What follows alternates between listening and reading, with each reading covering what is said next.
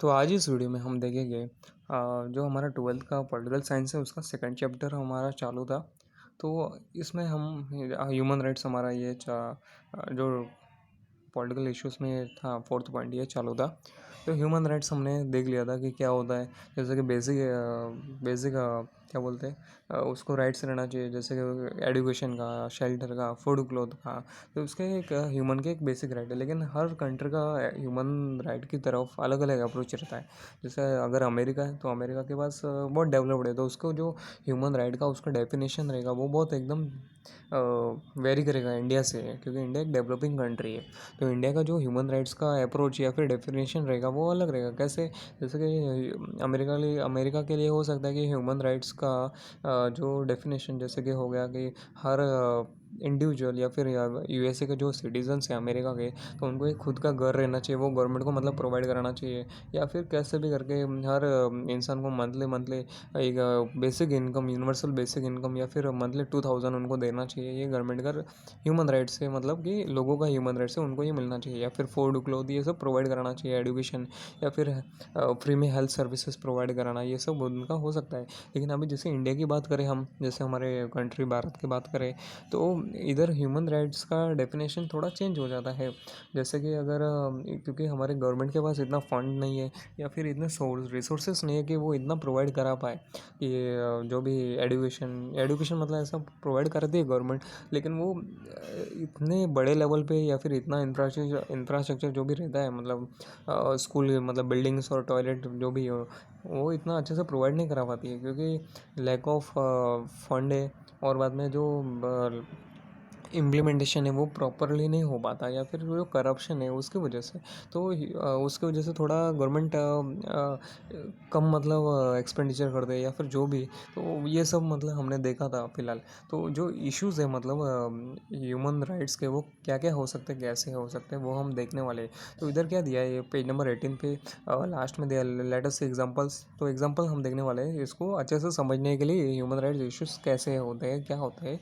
तो India is a signatory to various international treaties, organizations, and conventions. As a member of the WTO, India is required to follow some rules regarding international trade practices. Treaties like Indus Water Treaty with Pakistan or the Farakka Agreement with Bangladesh require India to follow agreement in matters of sharing of water to the Indus and the Ganga. ठीक है। तो इसका मतलब क्या है, India ने sign किया है ऐसे एक ट्रीटी है, तो सिग्नेटरी मतलब ऐसा उसका एक पार्ट है, मतलब एग्रीमेंट्स का, या फिर अलग अलग ऑर्गेनाइजेशन है जो भी, या फिर कन्वेंशंस है, मतलब अलग अलग बॉडीज़ के, मतलब इंटरनेशनल लेवल की बॉडीज़ है। जैसे WTO वर्ल्ड ट्रेड ऑर्गेनाइजेशन एक इंटरनेशनल बॉडी है, तो इनमें इंडिया एक पार्ट है, या फिर इंडिया ने जो ट्रीटी है, एग्रीमेंट है, उनको साइन किया है कि हम ये जो उसमें ट्रीटी में क्या बोलते हैं इंस्ट्रक्शंस या फिर मतलब पॉइंट्स दिए हैं कि हमें ये फॉलो करने हैं। तो वो इंडिया को फॉलो करना पड़ेगा, अगर क्योंकि इंडिया एक मेंबर है, इंडिया सिग्नेटरी है। तो जैसे कि इंडिया ने एक मेंबर है, जैसे कि इंडिया हमारा WTO का मेंबर है, तो इसको बहुत सारे रूल्स फॉलो करने पड़ते हैं, क्योंकि इंडिया इसका मेंबर है। किसके रिगार्डिंग? इंटरनेशनल ट्रेड प्रैक्टिसेस, मतलब इंटरनेशनल लेवल पे हमारा ट्रेड कैसा होना चाहिए दूसरे कंट्री के साथ। तो वो WTO के जो नॉर्म्स है, रूल्स है, रेगुलेशंस है, उसके हिसाब से हमें करनी पड़ेगी, ना कि हमारे हिसाब से। तो ये इधर दिया गया है। और जैसे ट्रीटीज़ का एग्जांपल दिया, जैसे कि इंडस वाटर ट्रीटी जो हमारी पाकिस्तान के साथ है, और जो फ़र्क का एग्रीमेंट है हमारा जो बांग्लादेश के साथ है। तो उसमें क्या है कि हम उसके, क्योंकि पार्ट है, हमने वो साइन किया है वो ट्रीटी, तो हमें उसमें उस एग्रीमेंट या ट्रीटी को फॉलो करना पड़ेगा। और हमें जो वाटर वो मतलब इंडस वाटर ट्रीटी, मतलब ये मेन वाटर को शेयर करने के ऊपर, मतलब इसको ट्रीटी को साइन किया गया था कि जो इंडस वाटर मतलब इंडस रिवर है, उसका वाटर इंडिया और पाकिस्तान में इक्वली डिस्ट्रीब्यूट हो जाना चाहिए। मतलब इंडिया ऐसा नहीं कि अकेला मतलब पूरा खुद ही मतलब पूरा पानी ले ले। तो इसमें क्या कहा गया था कि पाकिस्तान को भी इसका थोड़ा शेयर मिलना चाहिए इस रिवर का, मतलब पानी मतलब थोड़ा ऐसा। तो और फ़र्क का एग्रीमेंट किससे? गंगा से रिलेटेड। गंगा रिवर जो बांग्लादेश के उधर है, ब्रह्मपुत्र से ओरिजिनेट होती है। मतलब ऐसे तो थोड़ा तिब्बत या उधर से कुछ ओरिजिनेट होती है, आइडिया नहीं थोड़ा वो। तो अभी दूसरा पॉइंट क्या है कि जो ऑर्गेनाइजेशन है जैसे कि एमनेस्टी इंटरनेशनल हुआ, ग्रीन पीस हुआ, ये मेन ह्यूमन राइट्स के रिलेटेड ही इश्यूज सॉल्व करने के लिए बने हैं या फिर बनाए गए हैं। तो इनका मेन मुद्दा रहता है कि इधर भी कुछ ह्यूमन राइट्स का वायलेशन हो रहा है, जैसे कि लोगों को मारा जा रहा है या फिर उनका मास टॉर्चर या फिर मास किलिंग हो रही है, या फिर कुछ टेररिस्ट लोगों ने उनको किडनैप या कुछ भी कर दिया, या फिर गवर्नमेंट उधर के अपने लोगों को मतलब प्रॉब्लम्स या फिर कुछ भी कर रही है मतलब ऐसा, तो ये ऑर्गेनाइजेशन उनके लिए आवाज़ उठाएगा और उनके लिए लड़ेगा और वर्ल्ड मीडिया का अटेंशन अपनी तरफ करेगा। मतलब ये मेन इसका फोकस रहता है। तो जो इंडिया ये है ना, अमनेस्टी इंटरनेशनल, ये हमेशा इंडिया की गवर्नमेंट है जो उसके खिलाफ रहा है।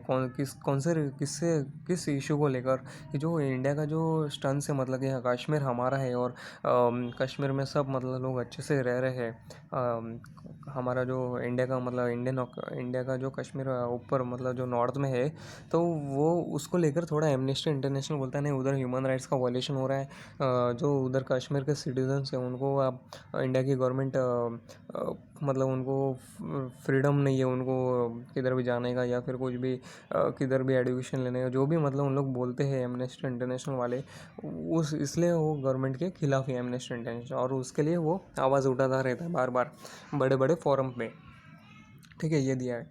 और बाद में थर्ड क्या है, when the Chernobyl disaster took place the effects of radiation spread across Europe. तो ये कैरनोबिल मतलब एक केमिकल है, ये डिजास्टर हुआ था मतलब यूरोप में, तो उसका रेडिएशन था, मतलब एक केमिकल का हमेशा रेडिएशन आपको पता है होता ही है। तो उसकी वजह से जो सब जगह मतलब उसका रेडिएशन फैल गया था पूरे यूरोप में ज़्यादातर। तो उसकी वजह से क्या हुआ, इन्वायरमेंटल डिज़ास्टर हुआ। तो उसकी वजह से जो डिज़ास्टर रहता है वो बाद में रोके नहीं जा सकते, मतलब वो बाद में हर जगह फैलते हैं, जितना भी उसका रीच होगा, मतलब जितना भी वो एक्सप्लोसिव या फिर जो भी रहेगा वो सब जगह पहुंचता है। बाद में आप कुछ भी करो, जैसे कि अमेरिका ने हिरोशिमा नागासाकी के ऊपर फैटमैन और टॉलमैन, ये बॉम्ब के नाम है, वो मतलब दाग दिए थे, मतलब क्या बोलते हैं उसको, उनके ऊपर अटैक किया था उन बॉम्ब से।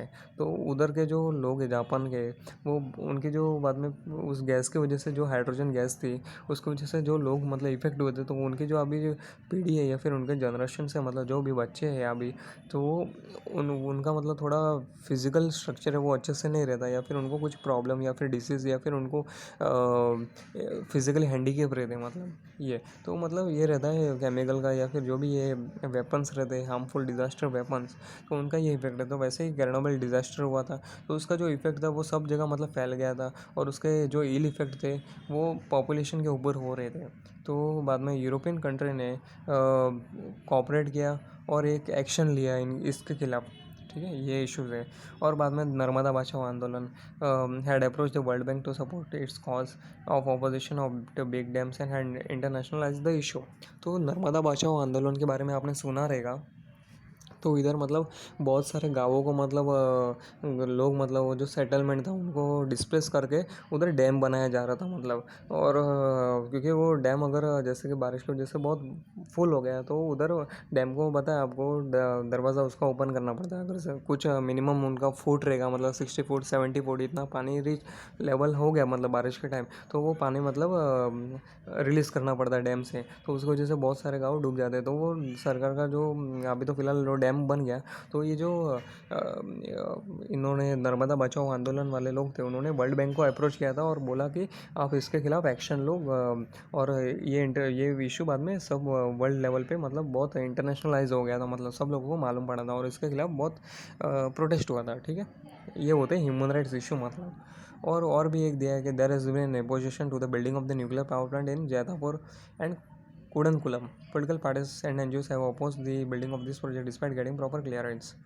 तो ये क्या है कि जो हमारा तमिलनाडु में शायद ये है कुडनकुलम प्रोजेक्ट, और जैतापुर का पता नहीं, पर कुडनकुलम में ये न्यूक्लियर पावर प्रोजेक्ट है। तो इसके खिलाफ लोगों ने एक्शन मतलब प्रोटेस्ट किया था कि हाँ, ये हमारे इधर बनना नहीं चाहिए, क्योंकि उसका हार्मफुल रेडिएशन या फिर जो भी अगर कुछ जैसे लीक हुआ या फिर कुछ एक्सप्लोसिव इंसिडेंट हुआ, तो उधर के जो विसिनिटी में लोग रहते हैं, मतलब आजू बाजू में जो लोग रहते हैं, उनके ऊपर इसका हार्मफुल इफेक्ट होगा।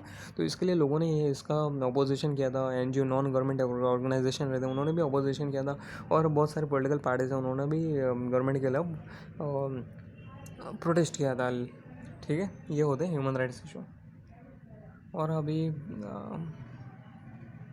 तो ये जो अलग अलग इश्यूज हमने देखे या फिर केसेस देखे, जैसे कि यूरोप का कर्नोबल डिजास्टर, नर्मदा बचाओ आंदोलन, तो इधर क्या हुआ कि लोगों ने है ना स्टेट गवर्नमेंट की मतलब सोवरेनिटी को चैलेंज किया कि आप ये कैसे मतलब कर सकते हो, आपके अंडर में भले आता है लेकिन आप नहीं करना चाहिए ऐसा।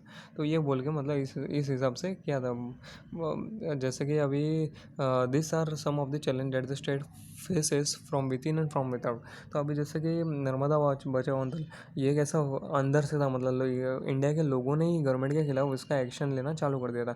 लेकिन ये बाद में WTO तक पहुंच गया, नहीं सॉरी वर्ल्ड बैंक तक पहुंच गया। तो मतलब ये विदाउट मतलब क्या था, विद इन और एंड फ्रॉम विदाउट, मतलब बाहर से भी गवर्नमेंट के ऊपर प्रेशर था और अंदर से भी प्रेशर था। ये होता है इसका स्टेट को जो चैलेंज फेस करना पड़ता है उसके बारे में दिया गया है। Therefore it is argued that the role of the state is slowly reducing।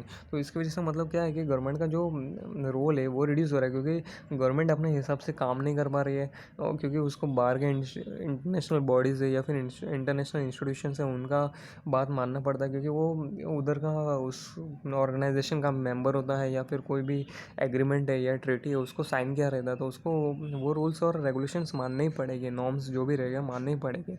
तो ये मेन बात रहती है।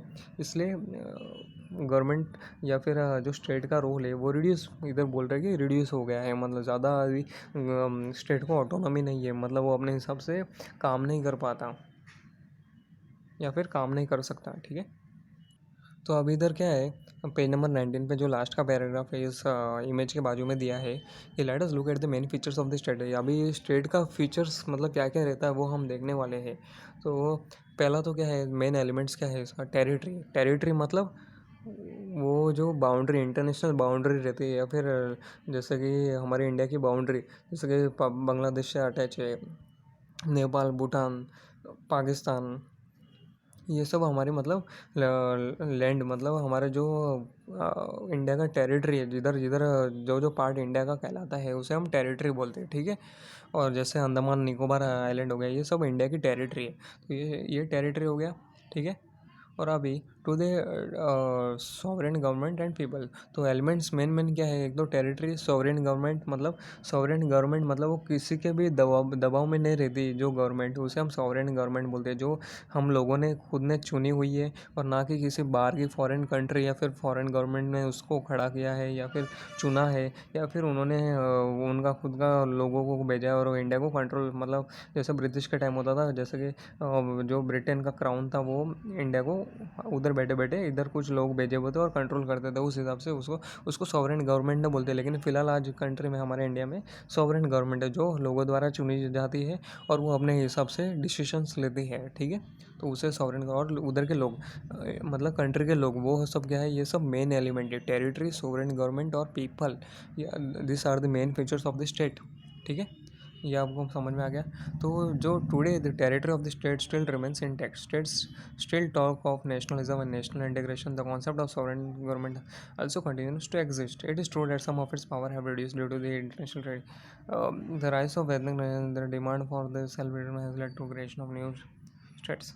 But as we saw in the earlier chapter, this has led to the duration of new state. ठीक है, तो अब इधर क्या बताया गया है कि जो स्टेट का मतलब जो कॉन्सेप्ट है, मतलब स्टेट का रिलेवेंस कितना है वो आज भी है, क्योंकि लोगों के अंदर नेशनलिज्म का है एक, जैसे कि हाँ हमारी कंट्री है, तो उसके लिए मतलब ये एक जो फीलिंग रही थी वो, उसकी वजह से स्टेट का कॉन्सेप्ट अभी भी रेलेवेंट है।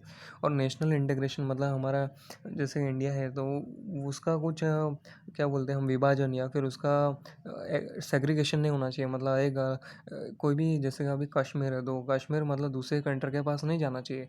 तो ये नेशनलिस्टिक फीलिंग है, मतलब हमारा जो कंट्री का पार्ट है वो हमारे पास ही रहेगा, हम किसी और कंट्री के अंदर या फिर उसका अमलगमेशन या फिर उसका कम जो भी मतलब वो पार्ट दूसरे कंट्री के पास जाने नहीं देंगे, उसको बोलते हैं नेशनलिज्म। तो वो भी, तो इसका मतलब यही है कि नेशनलिज्म, जो नेशनलिज्म और जो उसकी वजह से स्टेट का कॉन्सेप्ट है वो भी आज रेलिवेंट है, ऐसा नहीं कि नहीं है, ये इधर बताया गया है। तो ये मतलब और आगे क्या बताया कि ये सही है कि जो स्टेट की पावर है, मतलब गवर्नमेंट की पावर वो रिड्यूस हो गई, क्योंकि वो स्टेट मतलब या फिर गवर्नमेंट, हमारे इंडिया की गवर्नमेंट बहुत सारे और ट्रीटी का ऑर्गेनाइजेशंस का मेंबर है, ट्रीटी का सिग्नेटरी है और अलग अलग कन्वेंशन है उसको फॉलो करता है, इसलिए उसकी वजह से रिड्यूस हो गई पावर। लेकिन ये भी बात सही है कि स्टेट की थोड़ी कॉन्सेप्ट है वो अभी आज भी मतलब रिलेवेंट है। ऐसा नहीं कि स्टेट मतलब कुछ है ही नहीं, मतलब उसका कुछ चलता ही नहीं है मन का, मतलब ऐसा मतलब। तो उसको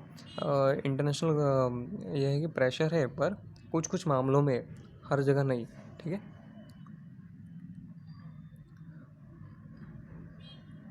states have a strong framework और political institutions like legislature, executive.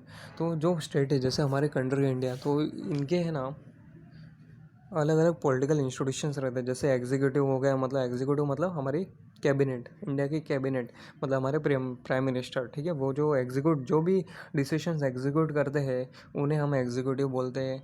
Legislature मतलब हमारी पार्लियामेंट हो गई। लेजिस्लेचर मतलब हमारी पार्लियामेंट, लोकसभा, राज्यसभा, ये हमारा लेजिस्लेचर हो गया। जुडिशरी मतलब हमारी जो सुप्रीम कोर्ट है, हाई कोर्ट है, मतलब हमारे जो भी कोर्ट्स है वो हमारे जुडिशरी में आते हैं। ब्यूरोक्रेसी मतलब हमारे जो भी ऑफिसर्स है, गवर्नमेंट ऑफिसर्स, जैसे IAS, IPS, IRS, IFS, IFOS, ये सब हमारे ब्यूरोक्रेट्स हो गए। ठीक है। तो ये सब जो फेस करते हैं, जो चैलेंजेस हैं ग्लोबलाइजेशन के, उनको फेस करते हैं और उस हिसाब से काम करते हैं। ठीक है।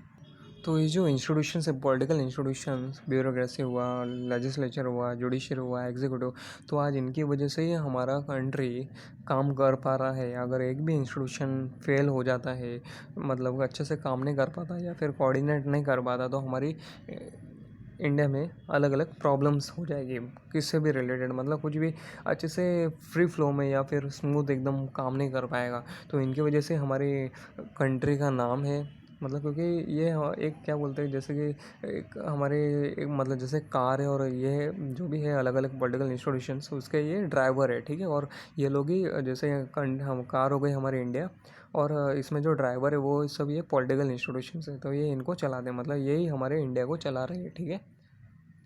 ये इधर कहा गया है। तो अगर ये एक भी इंस्टीट्यूशन फेल हो जाता है या फिर अच्छे से काम नहीं कर पाता, तो वो कार बीच में बंद पड़ जाएगी। ठीक है।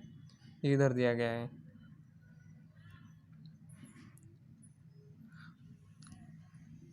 तो इनकी वजह से जो हमारी कंट्री का कोर वैल्यू है, मतलब अलग अलग जो भी वैल्यूज़ है, वो आज प्रिजर्व कर पा रहे हैं, हम प्रोटेक्ट कर पा रहे हैं, वो सब है।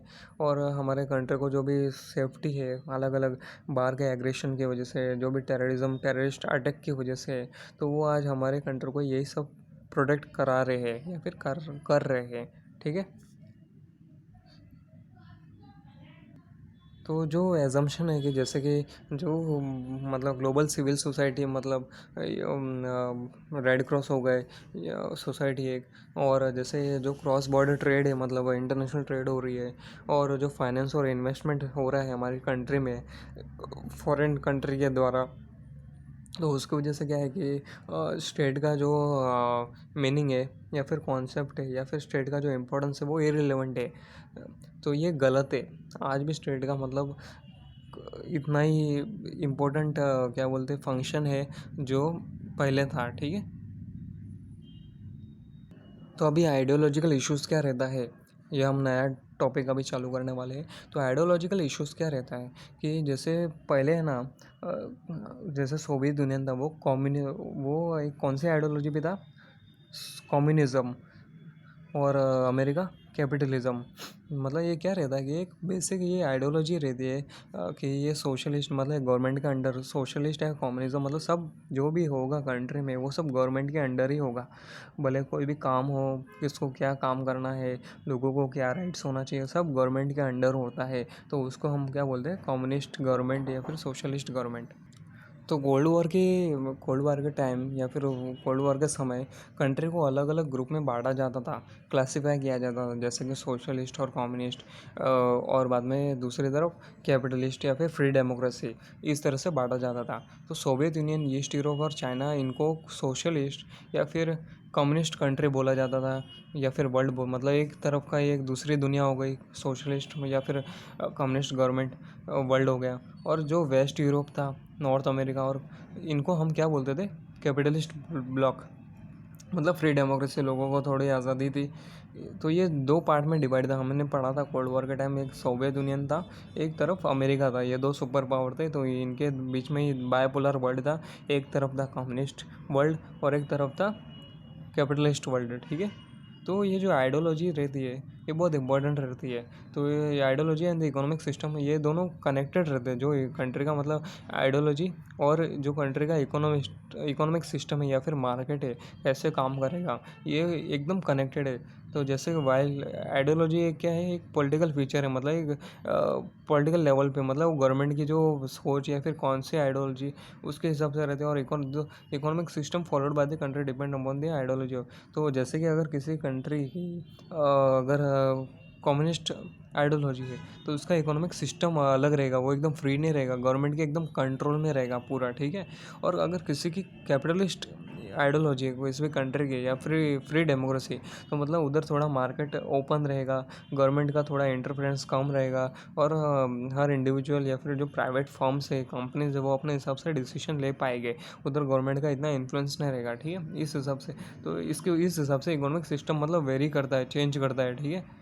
तो जैसे एग्जांपल दिया है कि the countries of eastern Europe had followed the socialist ideology and had socialist economic system where the government और the public sector was most important. तो इधर क्या दिया है कि ईस्टर्न यूरोप था, जो भी मतलब सोवियत यूनियन हुआ या फिर जो भी यूरोपियन ईस्ट यूरोपियन कंट्री थी, उनका कैसा सोशलिस्ट आइडियोलॉजी थी। तो उनका इकोनॉमिक सिस्टम कहता था सोशलिस्ट, कैसा था, सोशलिस्ट। तो उसमें क्या रहता है कि गवर्नमेंट का या फिर जो पब्लिक सेक्टर रहते हैं या मतलब गवर्नमेंट, सब गवर्नमेंट के अंदर ही जो कंपनी मतलब गवर्नमेंट के जो रहते हैं सब, वो गवर्नमेंट का कंट्रोल रहता है। तो वो सबसे मोस्ट इंपॉर्टेंट रहता है, मतलब जो भी मेन फंक्शंस कंट्री के रहेगी या फिर जो भी काम रहेगा वो उनमें ही होगा और किधर नहीं रहेगा, ठीक है। तो जो वेस्टर्न यूरोप कंट्री ने, वेस्टर्न यूरोपियन कंट्रीज थे, उन्होंने कौन सा आइडियोलॉजी फॉलो किया था, कैपिटलिस्ट आइडियोलॉजी, ठीक है। जैसे हो गया यूके, ब्रिटेन, ये सब हो गया। तो इन्होंने कैपिटलिस्ट आइडियोलॉजी फॉलो किया था, तो इनका इकोनॉमिक सिस्टम था वो कैपिटलिस्ट था, ठीक है, कैपिटलिस्ट इकोनॉमिक सिस्टम था, ठीक है। तो in this country the private sector played an important role in the economy. मैंने बताया था कि कैपिटलिस्ट कंट्री में प्राइवेट को मतलब या फिर इंडिविजुअल फर्म या फिर कंपनी को ज़्यादा इंपॉर्टेंट रहता है, गवर्नमेंट का इंटरफेरेंस कम रहता है। तो ऑब्वियसली जो रहेगा मतलब प्राइवेट सेक्टर का प्लेयर या फिर जो भी रहेगा कंपनी, वो उसका बहुत इंपॉर्टेंट रोल रहेगा, क्योंकि वही पूरा इकोनॉमी को संभालेगा। क्योंकि अगर वो अच्छे से परफॉर्म कर पाएगा तो ही कंट्री की इकोनॉमी अच्छी रहेगी। लेकिन गवर्नमेंट का उधर कुछ रोल ही नहीं है, मतलब गवर्नमेंट खाली यहाँ थोड़ा कुछ बेसिक नेसेसिटी या फिर कुछ कंसेशन प्रोवाइड कराना है किधर भी, या फिर कुछ डॉक्यूमेंटेशन, उधर गवर्नमेंट खाली थोड़ा गवर्नमेंट का रोल आएगा, बाकी किधर भी कुछ रोल नहीं है, सब प्राइवेट को देखना है मतलब, ठीक है। तो during this period countries like India were democratic socialist. तो इस समय जब कोल्ड वॉर था तभी इंडिया में डेमोक्रेटिक सोशलिस्ट था, मतलब मिक्स इकोनॉमी थी, मतलब थोड़ा कैपिटलिज्म भी था, थोड़ा सोशलिज्म भी था, मतलब थोड़ा गवर्नमेंट के अंडर भी था, थोड़ा प्राइवेट के अंडर भी था। मतलब ऐसा पूरा एकदम एक्सट्रीम नहीं था कि पूरा कैपिटलिस्ट ही और ना ही पूरा सोशलिस्ट, दोनों का कॉम्बिनेशन था। इसको मतलब मिक्स इकोनॉमी बोलते हैं, हम आगे देखने वाले हैं।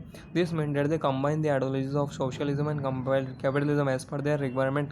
Consequently, India had a mixed economic system. This meant that both the public and private sector played an important role in the economic system. मतलब पब्लिक मतलब गवर्नमेंट और प्राइवेट का दोनों का रोल बहुत, दोनों का इम्पोर्टेंट था। मतलब ऐसा नहीं कि 50%, मतलब ऐसा नहीं कि सिर्फ प्राइवेट ही रोल, प्राइवेट का ही पूरा इंपॉर्टेंट रोल है जैसा कि कैपिटलिस्टम, और ना ही ऐसा कि पूरा गवर्नमेंट का ही पूरा रोल है पब्लिक सेक्टर का ही जैसे कि सोशलिस्ट कंट्रीज़ में, ठीक है। तो इंडिया में दोनों का था, 50% गवर्नमेंट का रोल, 50% प्राइवेट का, थोड़ा वेरी करता है लेकिन 50-50, ठीक है, ये था। तो आज और ये क्या है, तो इसमें क्या रहता है कि जैसे ग्लोबलाइजेशन के टाइम या फिर 1991 के बाद जो डोमिनेंट आइडियोलॉजी थी वो कौन सी थी, उसको क्या बोला गया, मार्केट इकोनॉमी। ना तो सोशलिज्म ना कम्युनिज्म, सीधा मार्केट इकोनॉमी, मतलब मार्केट मतलब कैसे मार्केट काम करेगा उस हिसाब से ही है।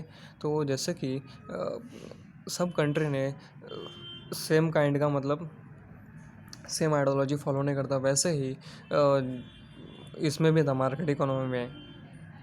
तो जो मार्केट इकोनॉमी का नेचर या फिर वो डिटरमाइन कैसे होता था, जैसे कि यूनाइटेड स्टेट्स का इसको क्या बोला जाता था, कैपिटलिस्ट मार्केट इकोनॉमी, क्योंकि इसमें कैपिटलिज्म जो था सिस्टम ऑफ इकोनॉमी, उसको कंबाइन किया था किसके साथ, मार्केट इकोनॉमी के साथ।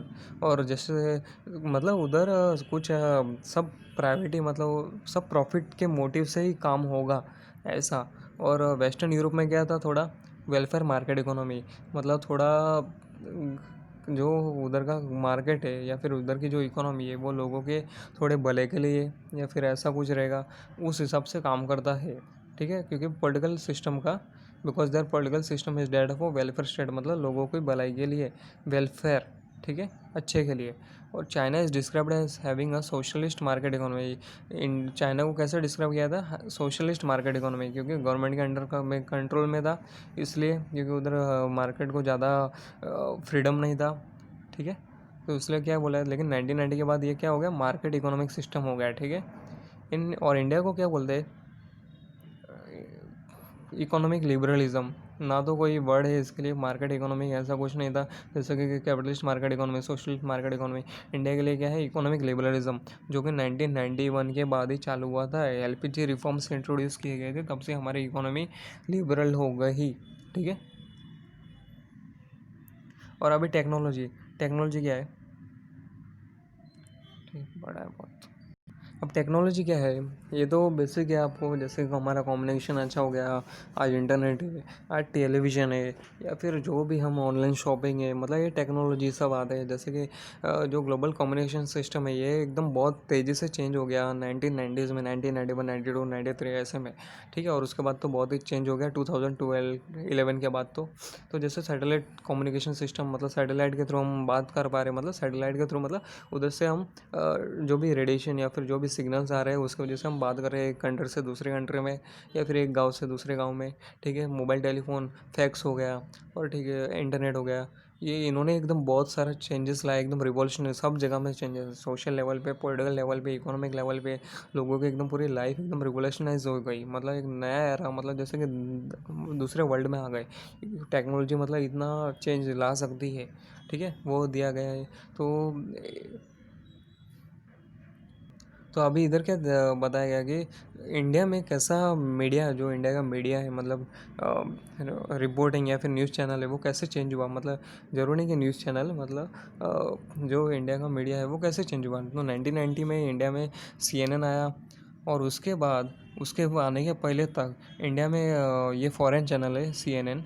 तो उसके पहले क्या था, इंडिया में सिर्फ दूरदर्शन नहीं था, जिधर सब प्रोग्राम या फिर गवर्नमेंट का कुछ भी स्कीम्स है या फिर जो भी प्रोग्राम है वो इधर बताया जाता था, ब्रॉडकास्ट होता था। तो in Maharashtra for example we saw only two channels, Mumbai and Delhi Doordarshan. Maharashtra में कौन से दो चैनल थे टीवी पे, मुंबई और दिल्ली दूरदर्शन। तो 10 साल में सिर्फ with in a span of decade the Indian TV network had several channels that were both private and government. सिर्फ 10 साल में क्या हो गया कि मतलब इंडिया के टीवी नेटवर्क पे इतने सारे चैनल आ गए कि मतलब एकदम बारिश हो गई, जैसे कि, ठीक है, जो कि प्राइवेट भी थे और गवर्नमेंट के भी। गवर्नमेंट का कौन सा हो गया, दूरदर्शन हो गया। प्राइवेट कैसे हो गया, प्राइवेट मतलब कौन सा, 9XM हो गया या फिर जी सिनेमा हो गया, जो भी ये नए नए टीवी नेटवर्क है। ठीक है, तो सैटेलाइट कम्युनिकेशन इसकी वजह से क्या हुआ कि जो डिश है, अभी आज देखा होगा कि केबल नेटवर्क बहुत कम लोग लेते हैं, आज सब डिश ही यूज़ करते हैं, डिश एंटीना। ठीक है, और उसकी वजह से इंडिया में कभी किधर भी लोग प्रोग्राम दे सकते हैं। ठीक है, तो changes also took place in other means of communication. Earlier telephone connection were not available in all household. People would use the public telephones. तो पहले क्या होता था कि सब लोगों के पास टेलीफोन नहीं हुआ करते थे, लोग एसटीडी में जाते थे, पीसीओ, आपको पता रहेगा एसटीडी पीसीओ में लोग 1 रुपये डाल के 2 रुपये डाल के ऐसा मतलब बात करते थे। जो भी उसका हवा रहेगा 1 रुपये में, क्या पता कितना बात होता, पता नहीं अभी, जैसे 5 मिनट जो भी रहेगा उसका रेट। ठीक है, तो इस हिसाब से लोगों को बाहर जाना पड़ता था। उसके बाद में धीरे धीरे वॉकी टॉकी आया, मतलब वो थोड़ा अलग रहता है। और उसके बाद लोगों के हाथ में मोबाइल फ़ोन आया आज, और बाद में धीरे धीरे तो अभी स्मार्टफोन आ गया है, मतलब सब फंक्शन है इसमें, जो भी आपको कंप्यूटर में मिलेगा वो सेम पूरा का पूरा इसमें मोबाइल में मिलेगा। ठीक है, तो आप जो भी ये वीडियो देख रहे हैं, आप मोबाइल के थ्रू देख रहे होगे या फिर कंप्यूटर के थ्रू, लेकिन most of the student mobile के थ्रू देख रहे होगे। ये है टेक्नोलॉजी, टेक्नोलॉजी की वजह से आज और ये हो रहा है सब। और इंटरनेट रिवॉल्यूशन, ये जो भी वीडियो आप देख रहे हैं ये इंटरनेट के थ्रू ही देख रहे हैं, बिना इंटरनेट के आप ये वीडियो को एक्सेस ही नहीं कर पाएंगे, मालूम ही नहीं पड़ेगा कि क्या है ये। ठीक है, तो ये सब ये एकदम जनरल है, आपको इतना कुछ इसमें जाने की ज़रूरत नहीं है। तो इसमें क्या है कि global communication infrastructure has help the spread of ideas, culture and information. तो इंटरनेट की वजह से क्या होता है कि आज हमें हमें कैसा अमेरिका का कल्चर कैसा है या फिर यूरोप का कल्चर कैसा है, वो भी हम आज एक खाली हमने सर्च बार में कुछ भी ऐसा टाइप किया है, अमेरिकन कल्चर, इंडियन कल्चर या फिर जो भी वेस्टर्न कल्चर, तो हमें आज पूरे वीडियोज़ या फिर जो भी आर्टिकल्स है वो एकदम आराम से धड़ाम से एकदम पूरे दिखने लग जाते हैं। ठीक है, वो सब इधर गया है। और सर्च इंजन मतलब गूगल हो गया, याहू हो गया, बिंग हो गया, ये सब सर्च इंजन इसको बोलते हैं। तो उसके हम थ्रू कोई भी इंफॉर्मेशन हम फाइंड आउट करते हैं। ठीक है, वो इधर दिया गया। और सोशल नेटवर्किंग मतलब एक ट्विटर हो गया, स्काइप हो गया, फेसबुक हो गया, इंस्टाग्राम, व्हाट्सएप, जो भी एकदम बहुत सारे हैं। तो ये सब सोशल प्लेटफॉर्म हो गए या फिर सोशल नेटवर्किंग साइट्स या फिर ऐप्स हो गए। तो इनकी वजह से ये सब हुआ। तो टेक्नोलॉजी ने इन्फॉर्मेशन आया, जैसे टेक्नोलॉजी आया इन्फॉर्मेशन एज आया।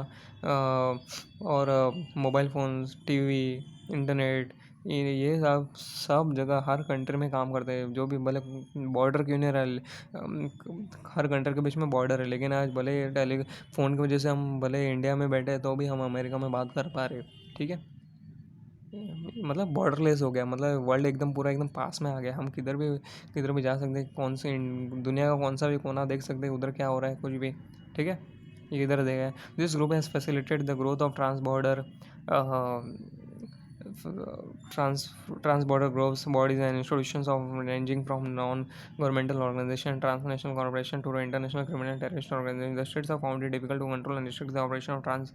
तो इसकी वजह से क्या होगा कि जैसे ही अगर कुछ नया आता है तो उसके साथ साथ कुछ प्रॉब्लम भी आते हैं। तो ये जो टेक्नोलॉजी का इतना डेवलपमेंट हुआ है तो उसकी वजह से क्या हुआ है कि कुछ गलत काम भी हो रहे हैं। कि जैसे इंडिया में कोई बैठा है तो उधर इधर कुछ गलत काम कर रहा है, तो वो बाहर के जो भी लोग हैं उनके साथ मिल के इंटरनेट पे कुछ गलत एक्टिविटी या फिर ग्रुप बना के कोई गलत एक्टिविटी को अंजाम दे सकता है। ठीक है, तो वो सब गवर्नमेंट को आज कंट्रोल करना बहुत भारी पड़ रहा है, मतलब मुश्किल हो रही है गवर्नमेंट को, क्योंकि उसके लिए गवर्नमेंट को बहुत एकदम एफिशिएंट और एकदम बड़े लेवल पे एकदम क्वालिफाइड लोग चाहिए रहेंगे, तभी ये गवर्नमेंट इनको कंट्रोल या फिर अच्छे से एकदम सिक्योर कर पाएगी। ये भी कंट्री के लिए एक नेशनल थ्रेट है। ठीक है,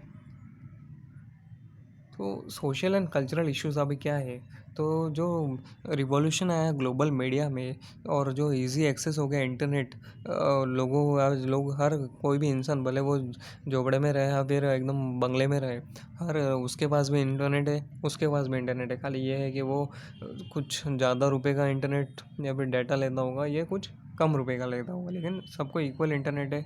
तो उसकी वजह से क्या हो गया है कि has made people aware of what is happening. तो उसकी वजह से क्या कि आज इंटरनेट है तो आप वर्ल्ड में क्या चल रहा है, क्या न्यूज़ है, आप एक मतलब खाली एक सर्च मार के एकदम पूरा मालूम पड़ जाता है आपको। ठीक है, वो है। तो उसकी वजह से क्या हुआ है कि this along with the movement of the peoples within the country and the world had an impact on the society. तो इसकी वजह से जो मूवमेंट हो गया है लोगों का, इधर से उधर लोग इजीली मूव कर पा रहे हैं और जो भी न्यूज़ है वो लोगों को आराम से मालूम पड़ रहा है। तो उसकी वजह से जो इम्पैक्ट है सोसाइटी के ऊपर बहुत हो रहा है और कल्चर के ऊपर। तो we see the emergence of what is called global cosmopolitan culture. मतलब पूरा जो वर्ल्ड का कल्चर है वो मिक्स हो गया है, मतलब इंडिया का कल्चर अमेरिका का कल्चर जैसे मिक्स हो गया, मतलब सब आज एक पर्टिकुलर एक ही कल्चर नहीं है, सब एकदम पूरा मिक्स मसाला हो गया है। ठीक है, there is a great deal of western domination on this global cosmopolis. तो इसमें क्या है ग्लोबल कॉस्मोपॉलिटन कल्चर में, इसमें ग्लोबल जो वेस्टर्न कल्चर है उसका बहुत ज़्यादा डोमिनेशन है। तो जैसे कि अलग अलग वैल्यूज़ जैसे modernisation, westernisation, secularisation are considered most important than traditional.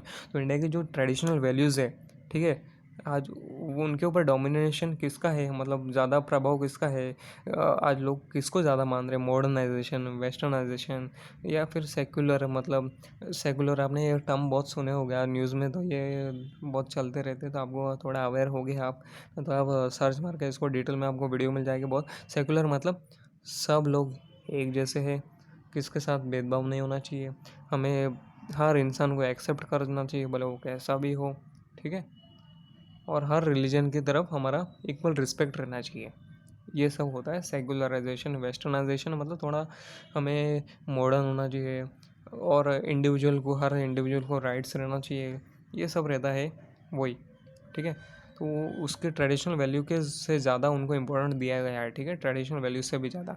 तो this is seen in personal life styles of the people. तो अभी जो मॉडर्नाइजेशन और वेस्टर्नाइजेशन आज के बच्चे आप देखे होंगे या फिर आप ही लोग या फिर हम ही लोग, तो हम कैसा कि जो कंजप्शन है फास्ट फूड का, जो वेस्टर्न कल्चर है, मतलब वेस्टर्न में हम वेस्टर्न लोग या फिर वेस्टर्नर्स ज़्यादा बहुत पिज़्ज़ा हुआ, कोल्ड ड्रिंक हुआ, सॉफ्ट ड्रिंक हुआ, ये सब इनका कंजप्शन बहुत ज़्यादा करते हैं।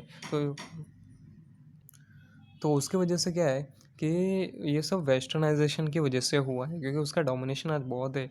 और आप इंटरनेट पे आराम से आप देख लेते हैं कि कुछ भी ऐड देख लिया और आपको आपको उसकी तरफ आप अट्रैक्ट हो जाते हैं। आप जैसे आप ये भले ही आप कोई भी यूट्यूब पे वीडियो देखते हैं, आपको पिज़्ज़ा का ऐड आ जाता है, कोका कोला का ऐड आ जाता है, बर्गर का ऐड आ जाता है, तो इसकी वजह से आपको थोड़ा क्या होता है कि खाने का मन होता है या फिर अट्रैक्शन होता है कि may be how may be ऐसा, मतलब। और ये थोड़ा वेस्टर्न वेस्टर्न कल्चर को लोग बाद बहुत मानते हैं, मतलब एकदम ब्लाइंडली फॉलो करते हैं कि हाँ उन लोग सब वो सही होते सही होते। और आज फास्ट फूड का बहुत कंजप्शन है, पिज़्ज़ा का हुआ, ये सब वड़ा पाव हो गया, ये सब। तो हाँ, वड़ा पाव मतलब वेस्टर्न कल्चर नहीं है, ये सही है। पर फास्ट फूड की तरफ ये जो फास्ट फूड का ट्रेंड है वो वेस्टर्न से आया है, ठीक है। तो और बाद में जो ट्रेडिशनल फेस्टिवल्स रहते थे, जैसे कि क्रिसमस हो गया, दिवाली हो गया, ये इनको पूरा वेस्टर्नाइज हो गया, मतलब ये सब वेस्टर्न तरीके से मनाया जा रहा है। जैसे फ्रेंडशिप डे हो गया, ये सब अब ये पहले नहीं होता था, अभी अभी अभी होने लगा है। और जिसमें जैसे कि फादर डे, ठीक है, और मदर डे, फ्रेंडशिप डे, ये सब आज कॉमन हो गए, मतलब पहले के लोगों को पता नहीं था पर आज ज़्यादा हो गया है। और बाद में जो वेस्टर्न वेयर है, मतलब वेस्टर्न वेयर और इंडियन वेयर में तो आपको फ़र्क पता रहेगा। इंडिया का कैसा साड़ी हो गया या फिर पंजाबी ड्रेसेस हो गए, ये सब इंडिया के मतलब ट्रेडिशनल वेयर है, ठीक है। और वेस्टर्न वेयर मतलब स्कर्ट्स हो गए या फिर जो भी, मतलब आप समझो, वो हमारा वेस्टर्न। तो आज ज़्यादा डोमिनेशन किसका, वेस्टर्न वेयर का है, ट्रेडिशनल वेयर का नहीं है, इंडियन वेयर का नहीं है, क्लोथ में। तो आज लोग ज़्यादा वही परचेस करते हैं, ठीक है।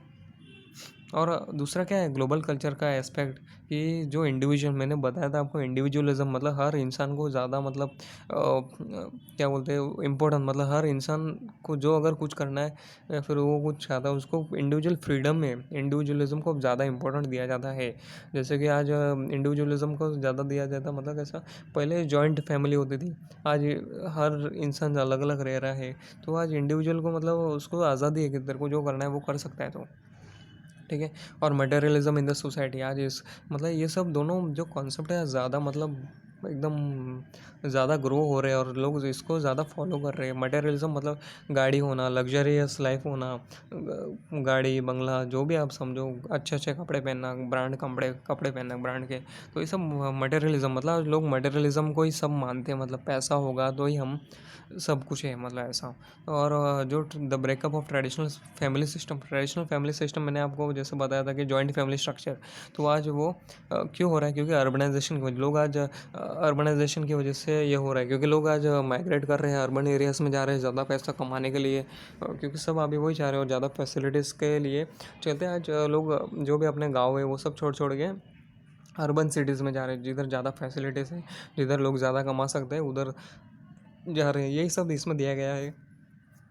तो हम जैसे ये सुनते हैं, मतलब कि आई वॉन्ट माई प्राइवेसी, मतलब मेरे जो भी मतलब उसकी जो भी प्राइवेसी है वो उसको खुद की मतलब रहनी चाहिए, ऐसा, मतलब इसका इंटरफेरेंस उधर नहीं चाहिए। उसका पर्सनल लाइफ है या फिर जो भी उसका रिलेशनशिप है, उसमें किसी बाहर का या लोगों का या फिर उसके किसका भी, भले वो फैमिली का मेम्बर क्यों ना हो, उसका उधर इंटरफेरेंस नहीं होना चाहिए। उसको जो करना है वो अपने हिसाब से करे, ठीक है।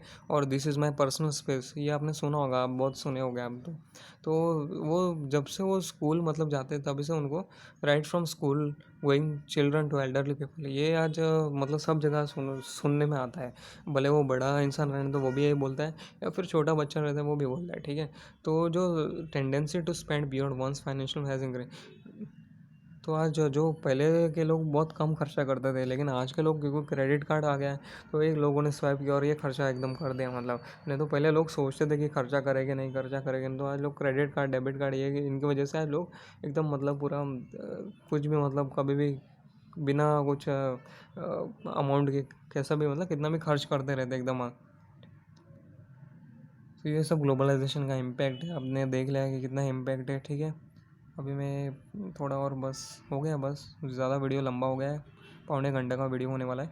तो ग्लोबलाइजेशन को अलग अलग एंगल से देखें तो उसके बहुत पॉजिटिव इम्पैक्ट भी है, नेगेटिव इम्पैक्ट भी है। तो पॉजिटिव एक्सपेक्ट क्या है कि नए नए अपॉर्चुनिटी ओपन हो गए हैं मतलब यूथ के लिए, मतलब कंट्री में, क्योंकि आज टेक्नोलॉजी की वजह से आज यूथ एकदम पूरा उसको ईजिली, आप देखो जैसे आप ये वीडियो देख रहे हो तो आप टेक्नोलॉजी का यूज़ करके आप ये वीडियो देख रहे हैं, तो वो इसका पॉजिटिव इम्पैक्ट है। लेकिन अगर इस टेक्नोलॉजी को आप यूज़ करके अगर गलत वीडियो या फिर कुछ भी अगर देख रहे हो तो वो क्या होगा, इसका नेगेटिव इम्पैक्ट होगा। ठीक है, नेगेटिव एक्सपेक्ट।